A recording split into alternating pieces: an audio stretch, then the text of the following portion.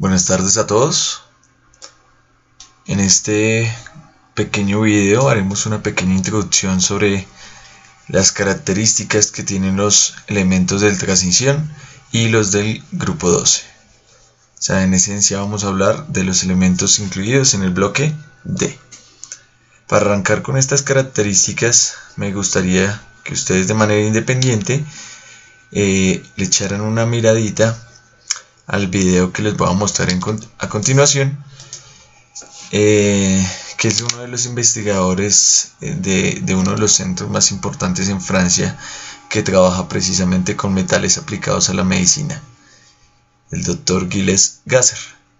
Este videito, con este enlace que encuentro por aquí, ya se encuentra en el aula virtual, dura alrededor de unos 10 minutos, y es para que le echen una mirada inicial a la importancia que tienen los elementos de este bloque, así como otros metales no incluidos en este bloque, como pueden ser los elementos alcalinos y alcalino-térreos, y también inclusive los lantanoides y actinoides, que pueden tener aplicaciones en medicina, ¿vale? Para arrancar con esto de las aplicaciones o las características generales de estos elementos, una de las cualidades más interesantes e importantes de estos compuestos es la gran variedad de colores que forman o que tienen los compuestos formados por los metales de este bloque. Entonces pueden encontrar por aquí el sulfato de cobre, en este caso el sulfato de cobre pentahidratado, que tiene un color bastante intenso, sulfato de níquel 2, que es de un color verdecito. Podemos tener el dicromato de potasio, que tiene un color naranja en el estado sólido. Podemos tener este color, no sé cómo llamarlo, violeta, morado, que ofrece esta sal, que es de sulfato de cromo 3 y potasio. Vean los colores tan interesantes que pueden formar los metales de transición. Y tenemos este otro par de ejemplos que son compuestos que nosotros en clase revisaremos, que son los compuestos de coordinación. Los metales de transición tienen esa facilidad, no son los únicos. También metales, por ejemplo los alcalino-térreos, pueden formar compuestos de coordinación. Los compuestos de Grignard, que seguramente vieron o verán en química orgánica. Entonces, en este caso, estos compuestos de coordinación, este que está por aquí se llama el hexacianoferrato 3 de potasio, y este que está por aquí a la derecha se llama el hexacianoferrato 3, perdón, este ya no es el 3, hexacianoferrato 2 de potasio. Fórmulas químicas, aquí cambia el número de oxidación del hierro, y por eso aquí acompañan 3 iones potasio y aquí acompañan 4 iones potasio a los iones complejos. Pero vean también las características, un simple cambio en el número de oxidación del metal también se ve reflejado en un gran cambio en el color que tiene las sales que se pueden formar. Miren, en este caso cuando el hierro es 3 y en este caso cuando el hierro es 2. Esta es tal vez una de las características, como les indicaba, más curiosa, más interesante y más bonita que tienen los compuestos formados por este tipo de metales. En el caso de los metales alcalinos y alcalino-térreos, generalmente las sales que forman esos metales son de color blanco, no son tan llamativas. En cambio aquí sí tenemos esa posibilidad. Estos colores que se forman aquí, digamos que nosotros podemos explicar esta característica de estos compuestos a partir de varias teorías. Una muy conocida y una muy simple, que es la que nosotros veremos, es la teoría del campo cristalino. Con esa teoría se puede justificar el color de los compuestos de los metales del bloque D. En este caso, estos colores son debidos a transiciones que ocurren entre los orbitales D. Es por eso que en el caso de los metales del bloque S, pues al no tener esa posibilidad, por eso esos compuestos no tienen color, según la explicación de la teoría de campo cristalino, ¿vale? Hablando de manera general de los metales del bloque D, en este caso con este slide que dice metales de transición, debemos recordar que los que son metales de transición son aquellos que tienen por lo menos un ion cuya configuración electrónica es de una D incompleta. Es por eso que los elementos del grupo 12 no se incluyen como metales de transición, porque los iones que ellos forman tienen el orbital D completamente lleno. Entonces sí, cadmio y mercurio, y el que está bajito, el copernicio, aunque no se consideran metales de transición, los podemos estudiar de manera simultánea con los demás elementos del bloque D. Tienen características similares. Y los elementos del grupo 3, en este caso el escandio y el itrio, todavía hay, hasta donde yo sé, una pelea, no voy a llamar pelea, una controversia en si incluimos estos elementos del grupo 3 junto con los demás elementos de transición, o si más bien estos par de elementos se estudian de manera conjunta con los lantanoides. En esencia, el escandio y el itrio son muy parecidos en su química al lantano. Por eso digamos que todavía están en esa discusión. Pero en este caso, pues aquí lo estamos incluyendo en elementos del bloque D. Aquí en la parte inferior pueden ver algunas características generales que tienen los elementos del bloque D, que ahondaremos en las siguientes diapositivas un poco más específico. ¿Qué caracteriza a un metal? ¿Cuáles son los metales típicos? Entonces, cuando hablábamos del enlace metálico, vimos algunas de esas características esenciales. Entre ellas, si hablamos de propiedades físicas, hablábamos que los metales son, a condiciones de temperatura y presión estándar, sólidos con puntos de fusión relativamente altos. El tungsteno es el metal que tiene el punto de fusión más alto de todos los metales. El único que no tiene un punto de fusión alto es el mercurio. Todos sabemos que el mercurio, a condiciones de temperatura y presión estándar, es líquido. Es el único. Todos los demás son sólidos. Hablábamos también que debido a las características del enlace metálico, pues estos elementos generalmente son dúctiles y maleables, ¿cierto? Dúctil, la capacidad de formar hilos muy delgados con el material; maleable, la capacidad de formar láminas también muy delgadas con el elemento en este caso. Recuerden que estas características también estuvieron fundamentadas a partir del enlace metálico. Los metales también poseen un brillo plateado y generalmente son de color gris, excepto el cobre, tiene un color dorado, el cobre que tiene un color anaranjadito, y el oro que tiene un color dorado. Entonces digamos que son los únicos dos metales de la tabla periódica que tienen una tonalidad diferente al resto de metales. Obviamente, debido a las características de formación del enlace y por la teoría de bandas, ¿cierto? Pues los metales son muy buenos conductores de la electricidad. Y hacíamos nosotros el paralelo entre materiales conductores, en este caso, por ejemplo, los metales, materiales semiconductores y materiales aislantes, debido a esa facilidad de transición de electrones de una banda de valencia a una banda de conducción. Y por ende, pues debido también al tipo de estructura que forma el enlace metálico, a estas características de que sea un sólido a temperatura y presión estándar, pues también son muy buenos conductores del calor. Esa transferencia de calor generalmente se muestra de manera mucho más fácil por la vibración que tienen los átomos, en este caso en la red metálica, ¿vale? Recuerden que los sólidos, los metales, forman redes, en este caso las más comunes, la cúbica centrada en el cuerpo, cúbica centrada en las caras y la hexagonal compacta. Y en algunos casos, muy pocos, la cúbica simple. Recuerden que esos cuatro tipos de estructuras hacen parte de los sistemas cristalográficos o las redes de Bravais. Y otra característica que tienen los metales, obviamente, es que pueden formar aleaciones fácilmente. ¿Qué es una aleación? Una disolución en estado sólido. Si hablamos de una clasificación general de las aleaciones, podemos hablar de aleaciones de tipo sustitutivo, aleaciones por sustitución o aleaciones intersticiales. En este caso, una de sustitución si lo revisaron ustedes con el tema del enlace metálico, era la tarea, son cuando en una estructura cristalina se reemplaza un átomo del metal por otro tipo de átomo, otro metal. En este caso, las características para que puedan formarse una aleación de este tipo es que los dos metales que se van a mezclar en este caso deben tener radios atómicos más o menos similares, electronegatividades más o menos similares y que deben cristalizar de la misma manera, el mismo tipo de estructura cristalina, por decirlo. Si no tienen estas características, es muy difícil que puedan formar una disolución sólida por sustitución.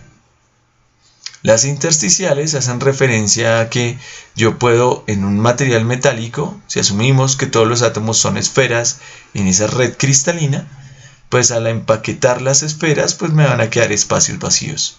Esos vacíos entre las esferas se llaman los intersticios, y en esos intersticios se pueden ubicar átomos pequeños.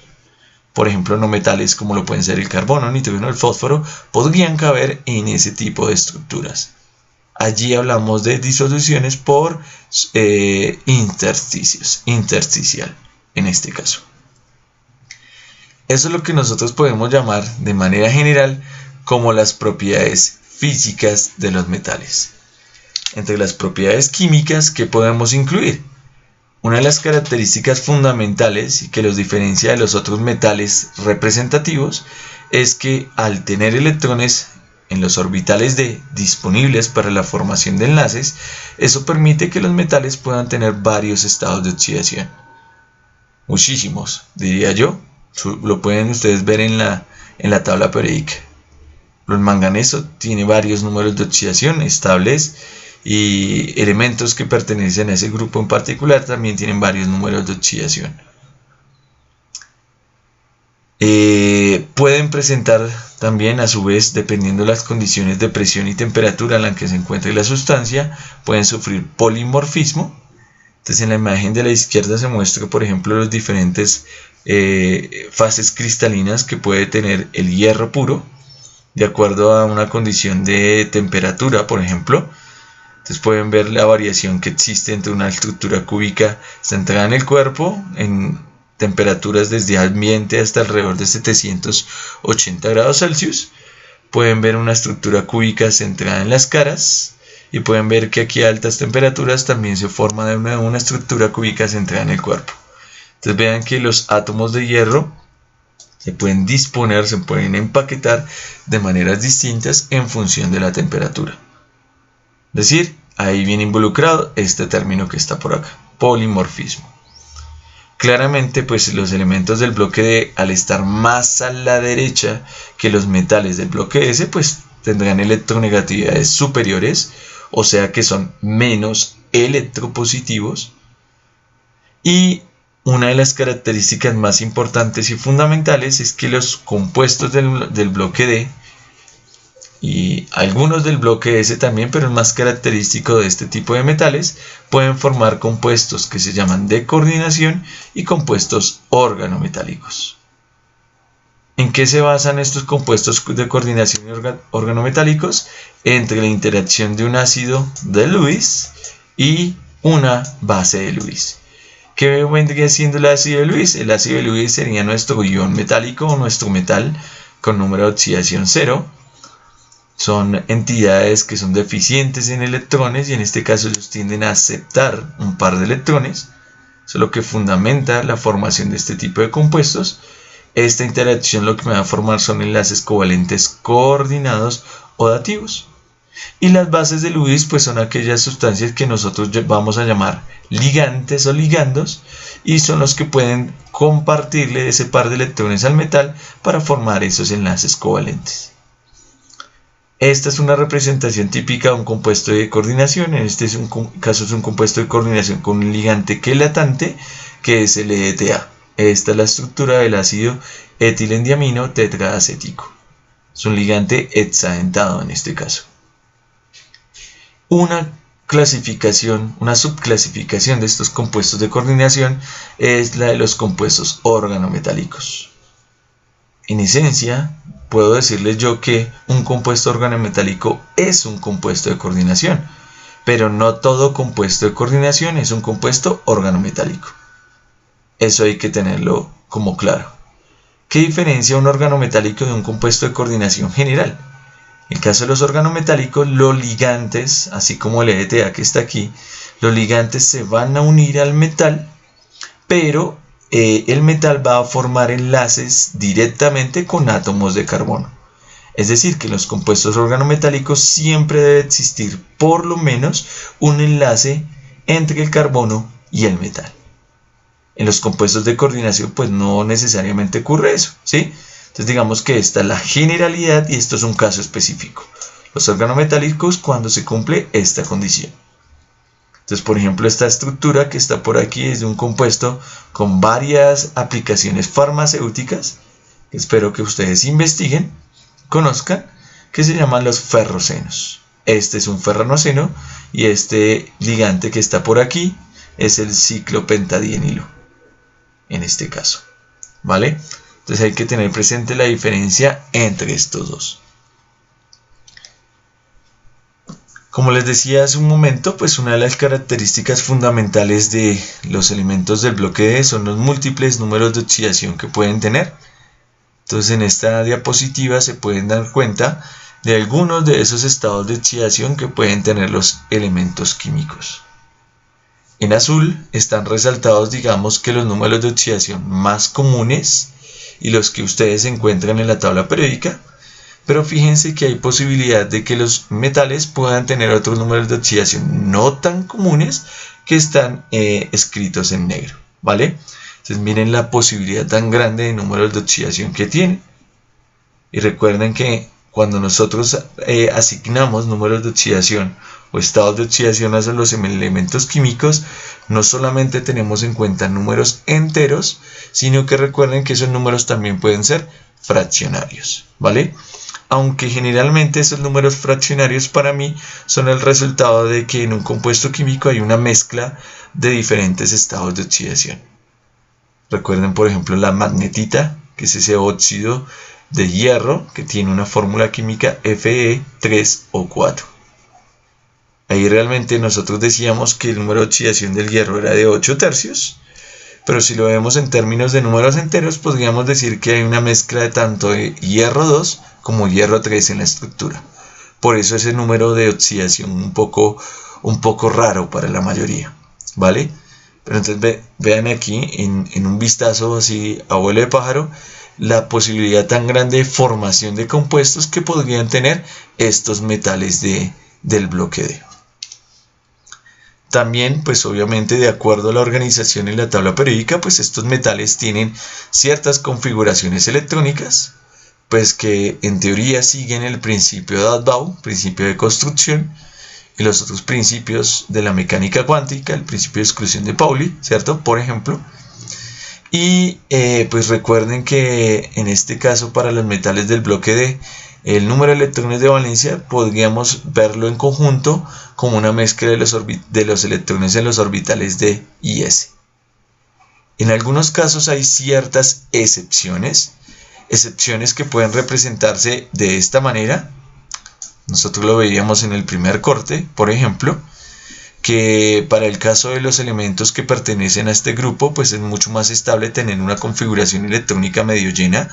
Por eso, por ejemplo, aquí el cromo se sale un poco de esa tendencia general de los elementos del resto del grupo.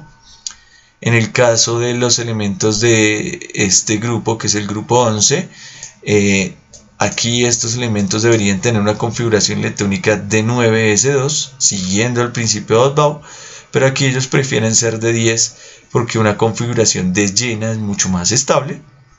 Entonces para esos casos nosotros podemos tener explicación, pero fíjense que de todas maneras hay otros elementos químicos en donde esa regla no se cumple a cabalidad.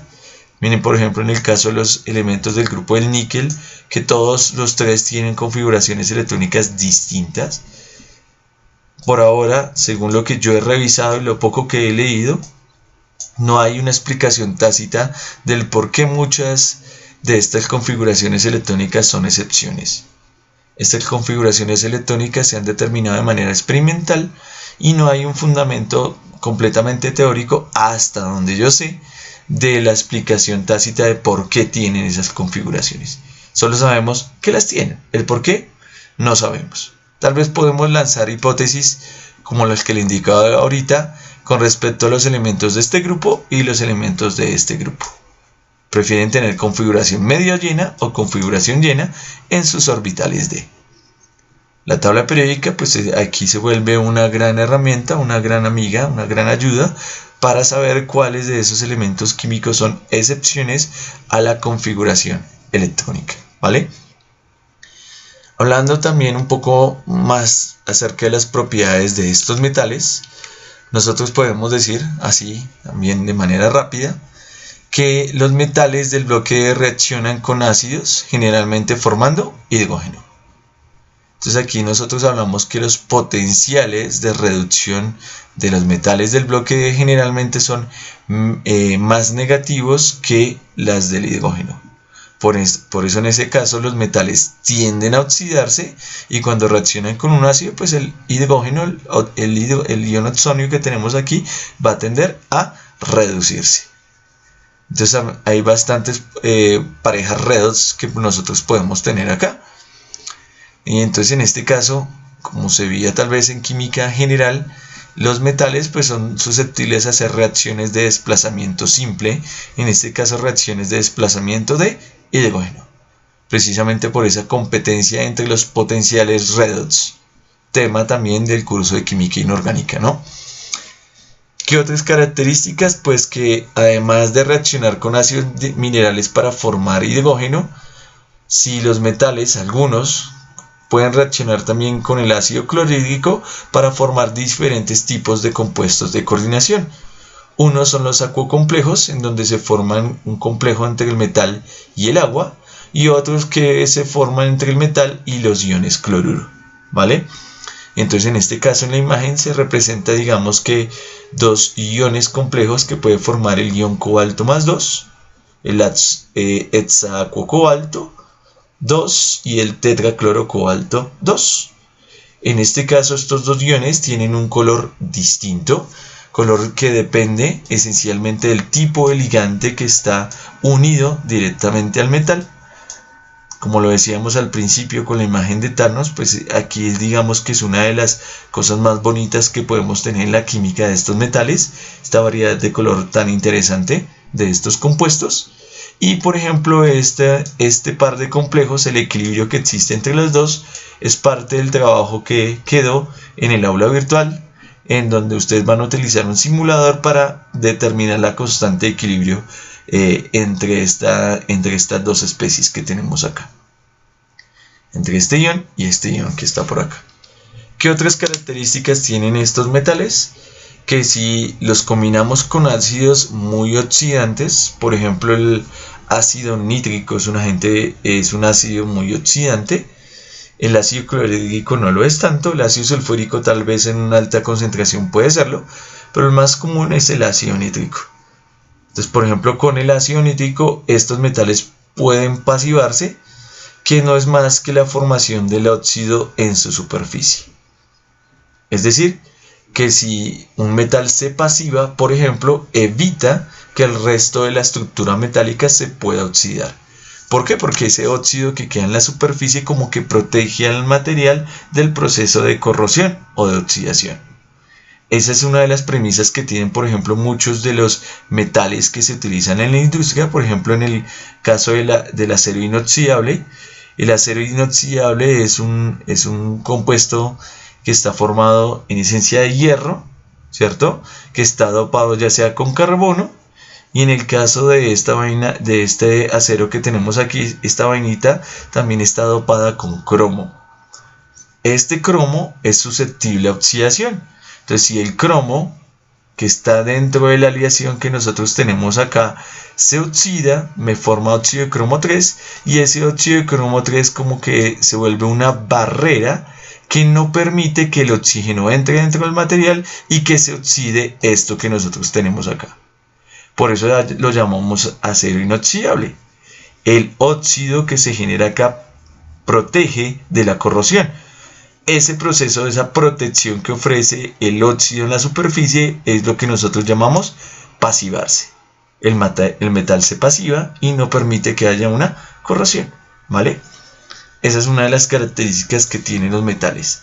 Por ejemplo, en las latas de aluminio, donde viene la cervecita en lata o la Coca-Cola o las demás gaseosas, pues eso es aluminio. El aluminio también es susceptible a oxidación, solamente que se forma una capa superficial de óxido de aluminio que no permite que el resto del aluminio en la estructura se oxide. Entonces realmente nosotros tenemos un aluminio pasivado. Entonces así esté en contacto con el agua y con electrolitos dentro de la o no electrolitos dentro de la lata, pues eso no va a sufrir oxidación, ¿sí? El material está completamente pasivado. Otra de las características que tienen algunos de estos metales es que pueden ser pirofóricos, es decir, que en presencia de oxígeno ellos pueden hacer combustión sin necesidad de hacer mucho, o sea, es una combustión espontánea que se facilita sobre todo si el metal en este caso aumenta su área superficial, o sea, cuando está finamente dividido, pues hay una mayor área de superficie que puede estar en contacto con el oxígeno y eso facilita pues que entre en proceso de combustión. Entonces, ejemplo, el hierro, el titanio, el bismuto, aunque no es un metal de transición, también lo hace. El magnesio no es un metal del bloque D, pero también tiene esta propiedad. Son elementos que, si están finamente divididos, pueden hacer combustión con el oxígeno del aire fácilmente. Aquí en la imagen se presenta cómo se vería ese proceso de combustión con un metal que esté finamente dividido. Materiales pirofóricos. Otra característica, que pueden reaccionar con los halógenos formando sales que generalmente tienen un alto carácter iónico.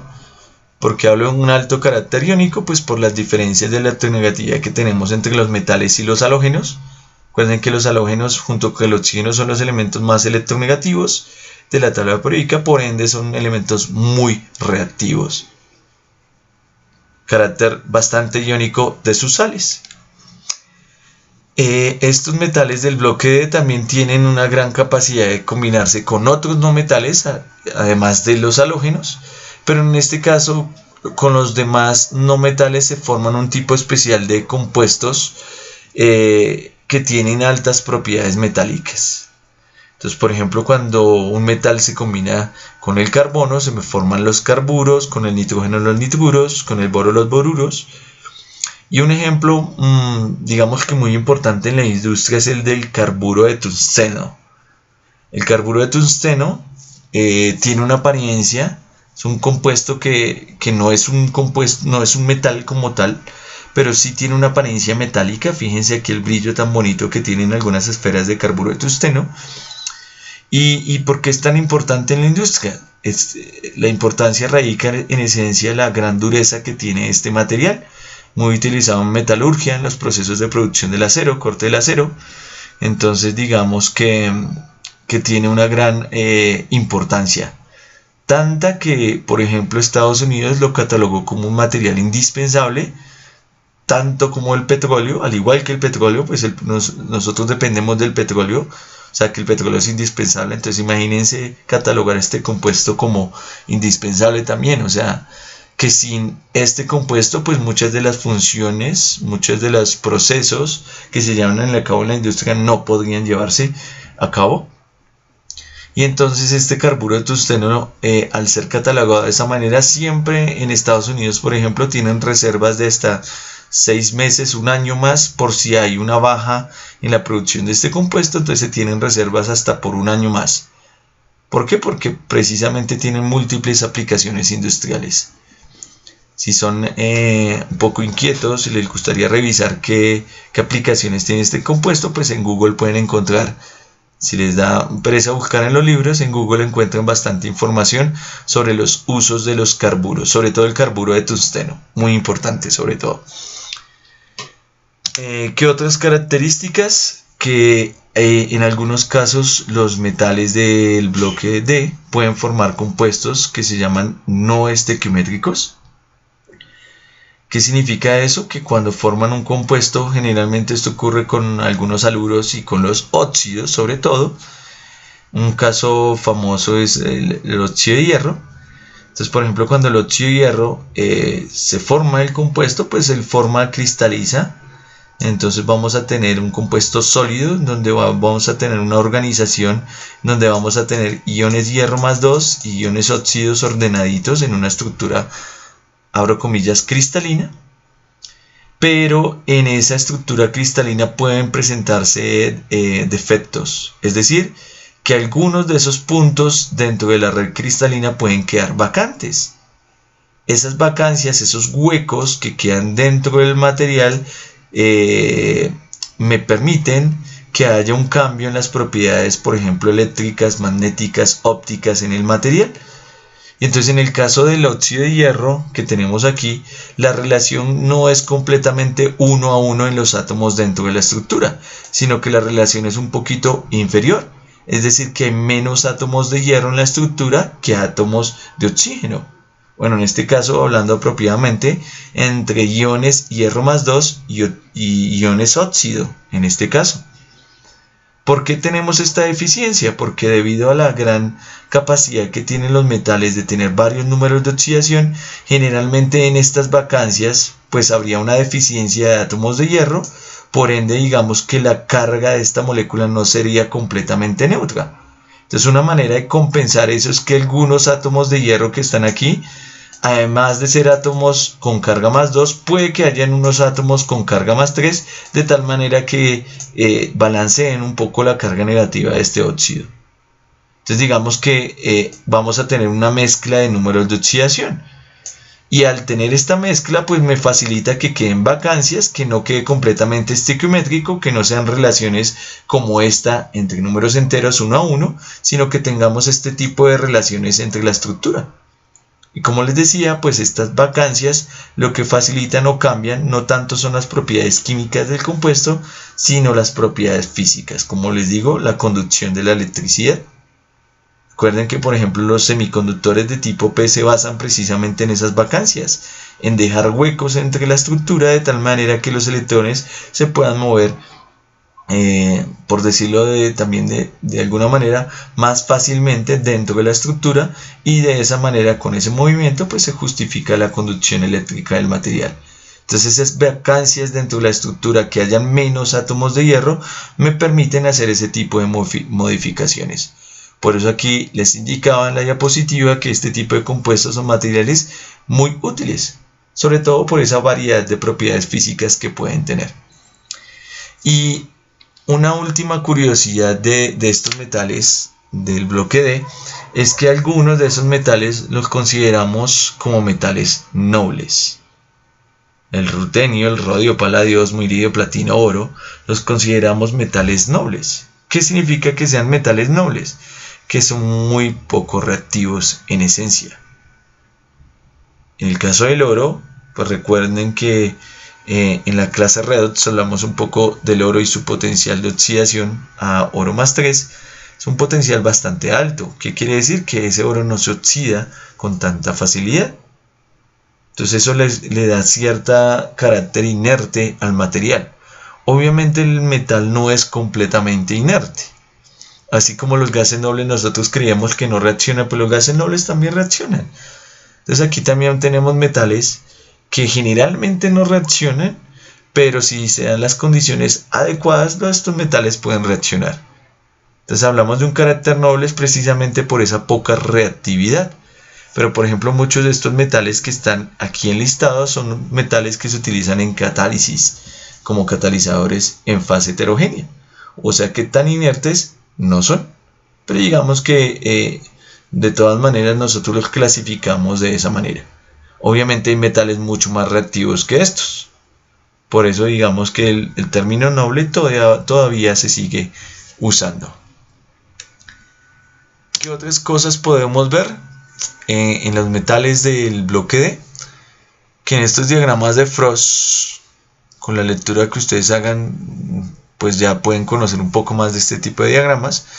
Con los diagramas de Frost podemos ver que los números de oxidación más estables o comunes de los elementos químicos son números de oxidación relativamente bajos. Y en este caso el número más 2 es el que sobresale en la mayoría de elementos. En este caso estos elementos tienen en común que son del periodo número 4 de la tabla periódica. En este caso el periodo número 4, los metales que están allí son los que más se utilizan porque son los más abundantes. Elementos del periodo 5 y 6 son menos abundantes, digamos que las aplicaciones son más limitadas, y no hablemos del periodo número 7, que allí pues los elementos que están en este bloque pues todos son sintéticos y tienen tiempos de vida media supremamente cortos. Por eso pues digamos que aquí no los tenemos en cuenta. Entonces fíjense que aquí en el caso del hierro el número de oxidación común más estable es el más 2, pero no, vean que el más 3, que es otro número de oxidación común, también está muy cerquita. Quiere decir que estos son números de oxidación estables. El cobalto también es estable, el más 2. El níquel es estable, el más 2. En el caso del manganeso también es estable, más 2. En este caso el titanio, vanadio y cromo, los más estables son el más 3, ¿vale? Entonces mientras más abajo esté este punto en el diagrama de Frost, nos indicará que el número de oxidación es más estable. Entonces fíjense que en la mayoría de casos pues son los números que uno encuentra generalmente en la tabla periódica. Estos, los más estables, los más comunes, son los que están descritos allí. Pero vean por ejemplo en el caso del hierro, que el hierro puede existir también como número de oxidación más 6. Pero vean que según el diagrama de Frost, pues está muy arriba en ese diagrama. Quiere decir que aquí estas moléculas, pues estos números de oxidación, perdón, ya no son tan estables. En este caso el hierro más 6 tiende a convertirse rápidamente en hierro 3 o un hierro 2. Por ende, pues el hierro más 6 es una sustancia oxidante bastante fuerte, bastante buena. También pueden ver aquí que el cobre más 1 también es una forma, digamos que estable del cobre, pero debido a la tendencia que tenemos acá, pues el cobre más 1 es una sustancia que tiende a dismutarse, es decir, que tiende a oxidarse, a reducirse al mismo tiempo. Estas son algunas curiosidades que podemos ver de acuerdo a los potenciales redox y a los diagramas de Frost. Nos permiten ver la estabilidad relativa de los diferentes números de oxidación. ¿Qué podemos hablar además de estos números de oxidación? Que los números de oxidación, los más altos, por ejemplo en el caso del hierro, el manganeso, el cromo, se estabilizan, son más comunes cuando ese metal se combina con el ion fluoruro o con el ion óxido. ¿Qué generan el ion fluoruro y el ion óxido? Que al ser los más electronegativos hacen que el elemento que se combine con ellos trate de alcanzar los números de oxidación más altos posibles. Es una particularidad bastante interesante que tienen este par de elementos que están aquí. Entonces por eso es muy común que los óxidos de manganeso, de cromo, de hierro, pues tengan números de oxidaciones altos. ¿Por qué? Porque precisamente están combinados con el oxígeno, ¿sí? Entonces estos dos iones estabilizan números de oxidaciones altos. No es tan común ver el hierro más 6 o el hierro más 7 o el hierro más 6 con otro tipo de aniones. Por ejemplo, con un halógeno como el cloruro, pues entonces ya no sería tan común el hierro más 6 o el manganeso más 6. ¿Sí? Serían más comunes números de oxidaciones bajos. Estos números de oxidaciones también altos, sobre todo se favorecen cuando el medio en el que se forman es un medio básico. No tanto en medio ácido. En medio ácido tienden a formarse aniones que son, o iones que son de tipo monoatómico. Entonces en medio ácido lo más común, por ejemplo en el caso del hierro, es que se forme el hierro más 2. ¿Sí? Un número de oxidación bajo, y miren que ahí el hierro está solito. Pero cuando hay un exceso de iones OH en el medio, cuando el medio se vuelve muy básico, hay mucha presencia de oxígeno, pues ahí se facilita la formación de estos números de oxidaciones altos. En el caso del hierro, el ion ferrato es muy estable, no voy a hablar de estabilidad, pero sí es más fácil que se forme en medio básico que se forme en medio ácido. Una de las características que ya habíamos hablado en el enlace iónico ya hace un rato, es que cuando los números de oxidación son relativamente bajos, pues aumenta el carácter iónico de los compuestos. ¿Por qué? Pues porque la densidad de carga es más baja. Entonces, si hay una densidad de carga más baja, según las reglas de Fajans, los compuestos se polarizan menos.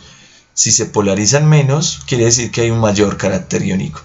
Entonces vean que En el caso de metales de transición con estados de oxidación de +2 y +3, generalmente esos compuestos tienen carácter iónico. Hablábamos, por ejemplo, de los compuestos del manganeso y el cromo, que cuando el manganeso tiene números de oxidación bajo, tiende a formar bases, ¿sí? Entonces vean que hay una relación entre el carácter iónico y la basicidad que pueden tener los óxidos. Números de oxidación bajos aumentan el carácter básico, también lo veíamos con el carácter ácido-base de los compuestos. Y cuando tenemos números de oxidaciones altos, pues aumenta la densidad de carga, los compuestos se pueden polarizar con mayor facilidad y pues hay un mayor carácter ácido en los compuestos. Este tema nosotros ya lo habíamos tocado, ¿cierto? Entonces, si hay un mayor carácter ácido es porque hay una mayor polarización o covalencia en el enlace. Es por eso que, por ejemplo, el cromo 6 o el manganeso 7 tienden a formar ácidos, el ácido permangánico, el ácido crómico, el ácido dicrómico, ¿sí? Y por eso se forman sales como el dicromato de potasio o aquí como el permanganato de potasio. ¿Por qué? Porque esos óxidos tienen carácter covalente, o sea, tienen carácter ácido. Mientras más iónico sea el compuesto, aumentará su carácter básico. Ese tema ya lo habíamos discutido en clase. Y una última característica es que mientras mayor es el número de oxidación de estos elementos químicos, aumenta también, como les decía, el carácter ácido de los compuestos. Se pueden comportar como ácidos de Lewis débiles. Entonces, por ejemplo, metales que tengan número de oxidación +2, por ejemplo, en el caso del hierro, cuando forma acucomplejos, los acucomplejos generalmente aquí son de número de coordinación 6, ya hablaremos en clase qué significará el número de coordinación 6, entonces el hierro +2, por ejemplo, es neutro, es decir, que si ustedes disuelven una sal que contenga hierro +2 en agua, el pH que ustedes podrían obtener del medio de la disolución es alrededor de 7. Pero cuando aumenta el número de oxidación del elemento químico pasamos y ya no disolvemos una sal con hierro 2 sino con hierro 3. Por ejemplo, el hierro 3 sí actúa como un ácido de Lewis, o sea que él interactúa con el agua y durante esa interacción forma iones oxonio o iones hidrógeno, lo que hace es que disminuye el pH. Entonces en el caso de las sales de hierro 3, el pKa de ese equilibrio es alrededor de 3, quiere decir que el hierro 3 sí es una sustancia ácida, genera esos iones hidrógeno en disolución. En cambio el hierro 2 no lo es tanto, pHs más o menos neutros. Entonces mientras mayor es el número de oxidación, más posibilidad tiene ese ion de comportarse como un ácido de Lewis.